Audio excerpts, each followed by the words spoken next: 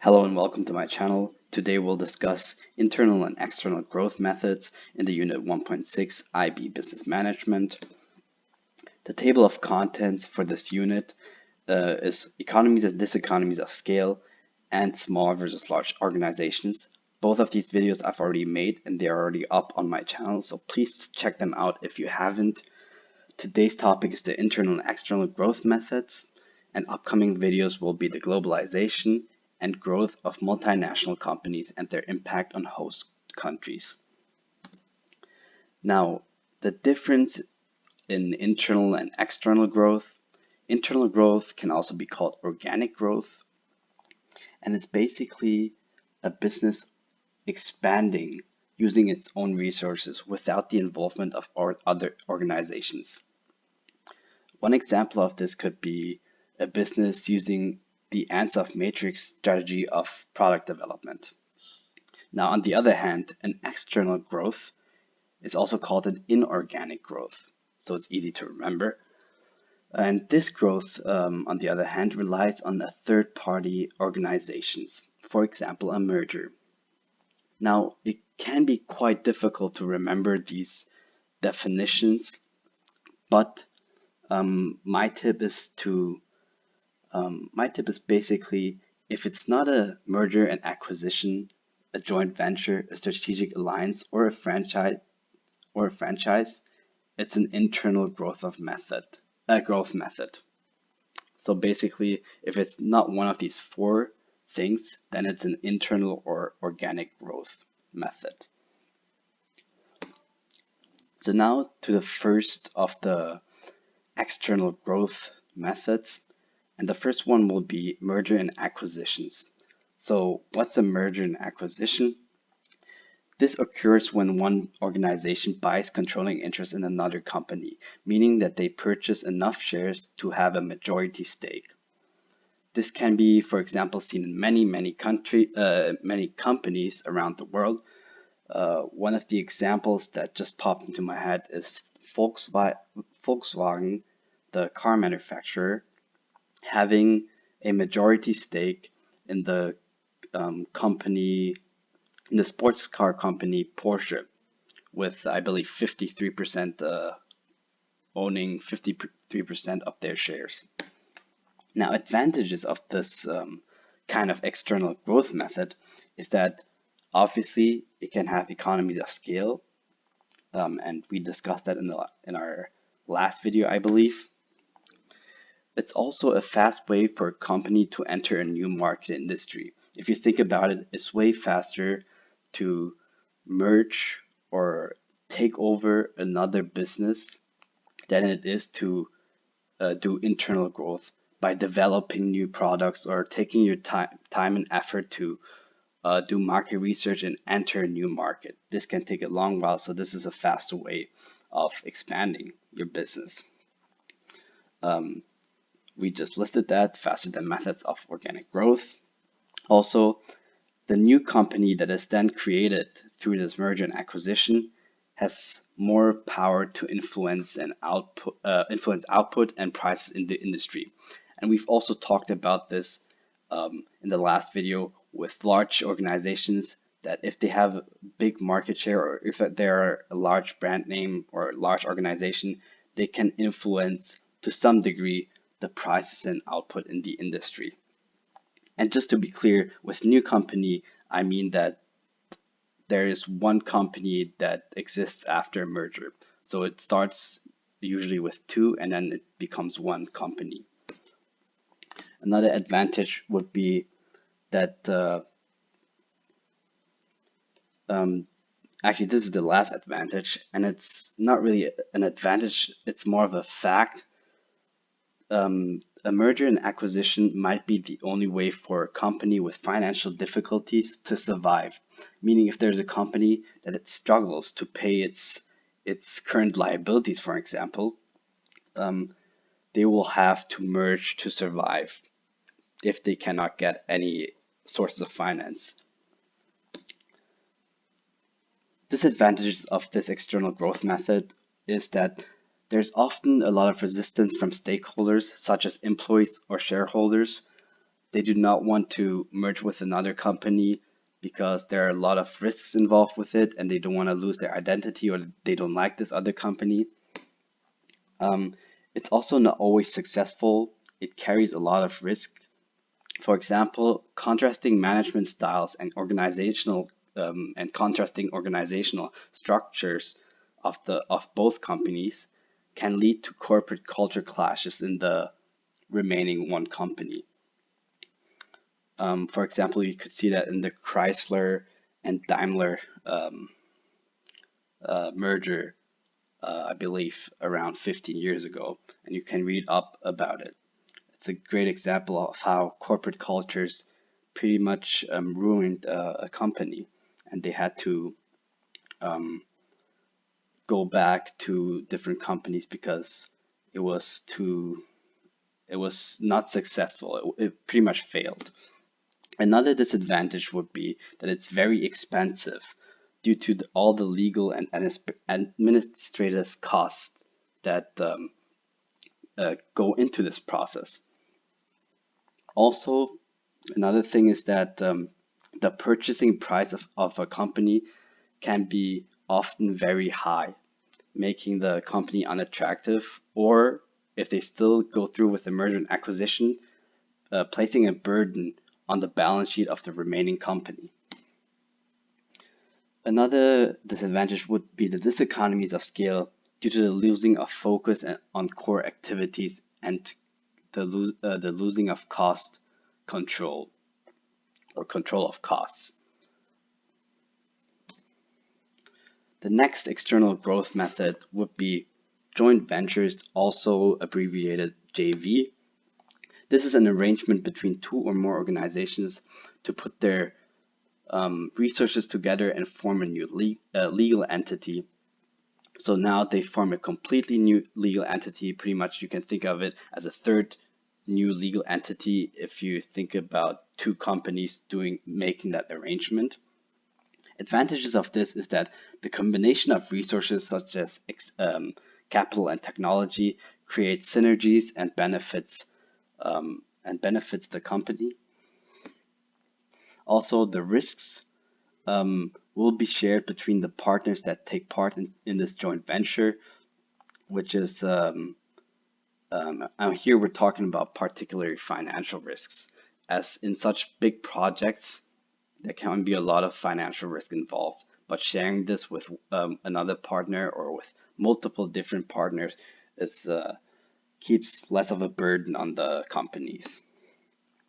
Also, there's still the challenge of overcoming cultural differences. Actually, this is an advantage that only applies to some joint ventures. It's the overcoming of cultural differences in a foreign country, and this can be seen in China, where it's basically mandatory that foreign companies that want to make business in China have to do a joint venture with a local company.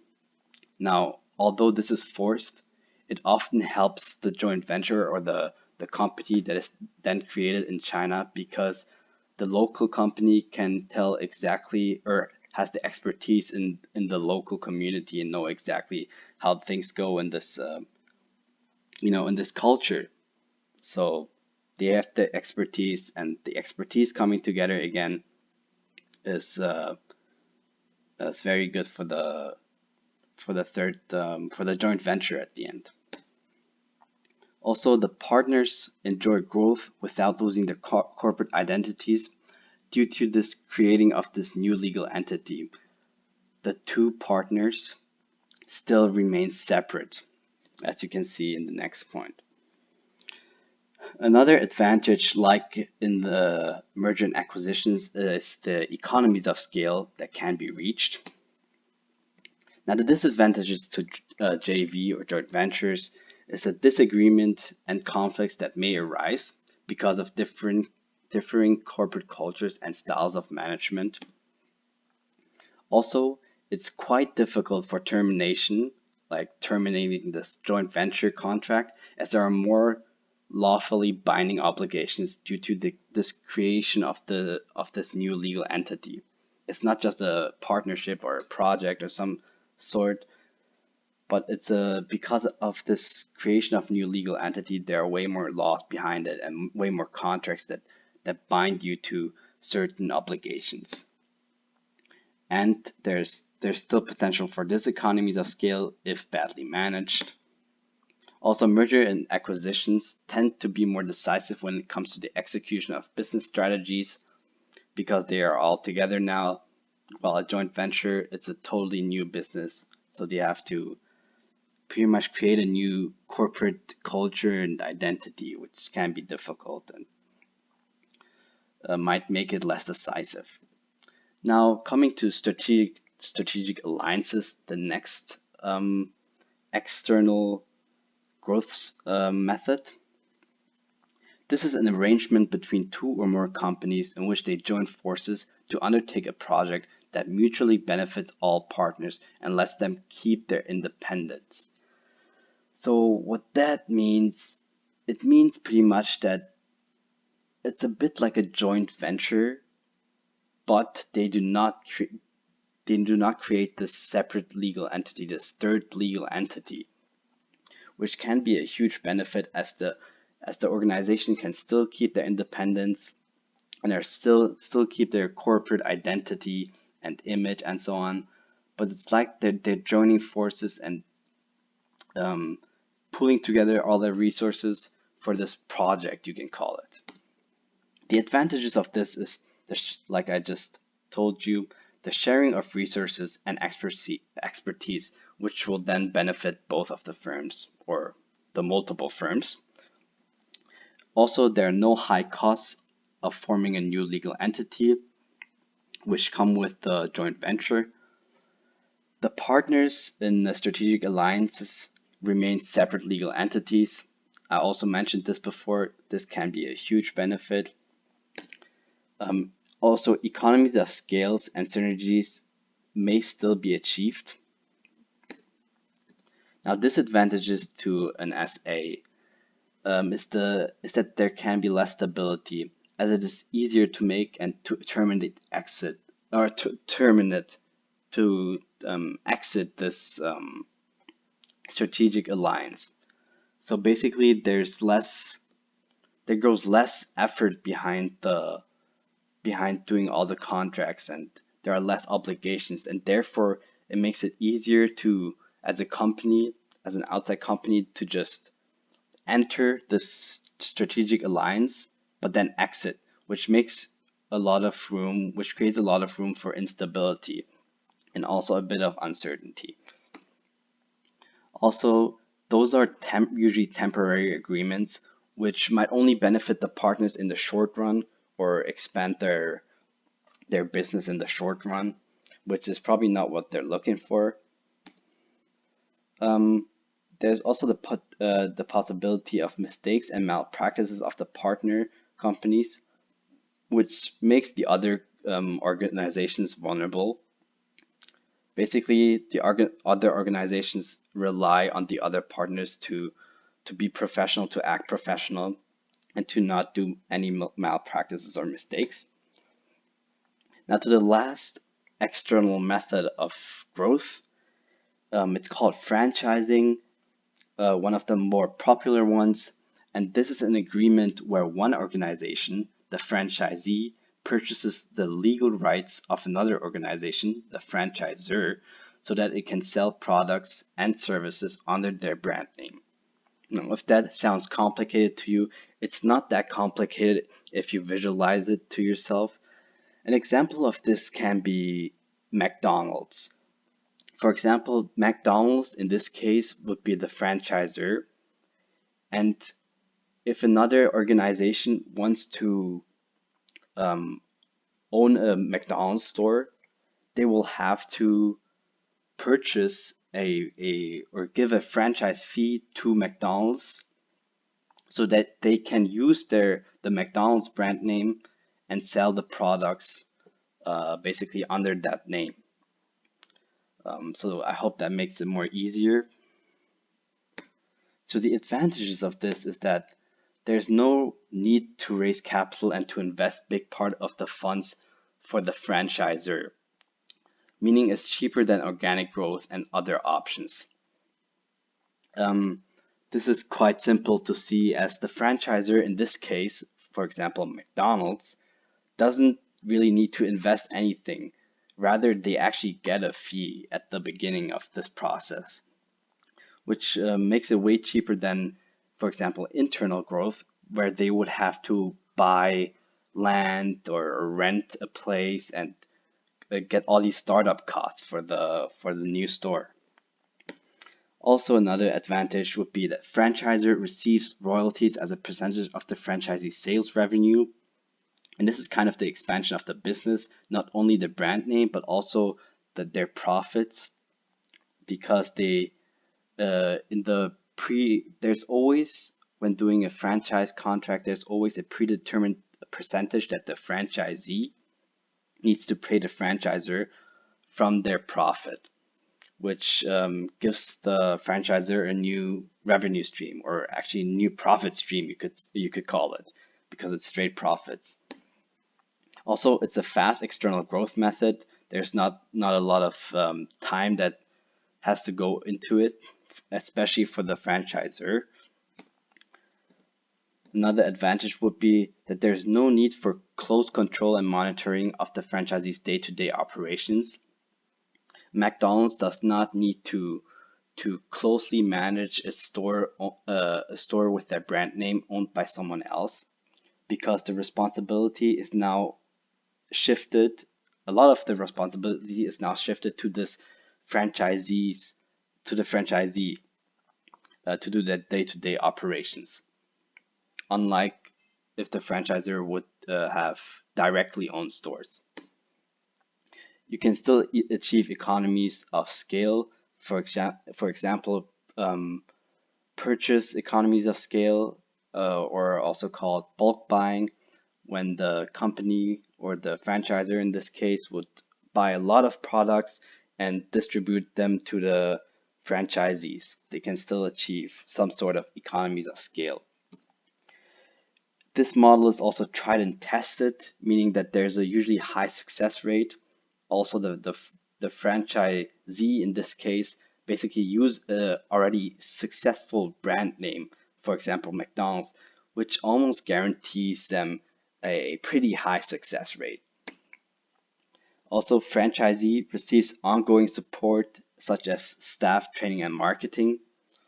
That means that the organization who owns the store always will get some sort of support from McDonald's, such as staff training or marketing help, such as marketing research in their area. Now, disadvantages to franchising. My bad for saying strategic alliances here. It's supposed to say franchising. So the first disadvantage would be that it's initially very expensive for the franchisee, as they have to pay for startup and running costs and the franchise fee in the beginning. The franchise fee is, like I said, this one-time fee that they have to give the franchisor, or McDonald's in this case, to use their brand name, and also then they have to pay a lot of finance for their startup and running costs, plus royalties, which cuts away from their profits, which makes it very expensive initially for the one side of this contract. Also, like I just said before, the franchisee's profit margin can be cut due to royalties, and there are also sometimes additional annual fees that the franchisee has to pay the franchisor. There's also a lack of flexibility in decision making for the franchisee, because the corporate rules and what products they are allowed to sell and so on are usually always decided by the franchisor and written in the contract. So there's actually no room for creativity and real flexibility in the decision making of the store owner. There might be also diseconomies of scale due to overexpansion of the franchise in too short of a time frame, and this can occur on both sides, also on the side of the franchisee, because also on the side of the franchisor, because of administrative costs that still occur when doing all these contracts, or when setting up these franchise agreements. Also, the franchisee's dishonesty and incompetence and malpractices may damage the franchisors, or let's say it may damage the McDonald's reputation and corporate image. So just think of it as if the store, the McDonald's store, that is not directly owned by McDonald's, but still goes under the McDonald's brand.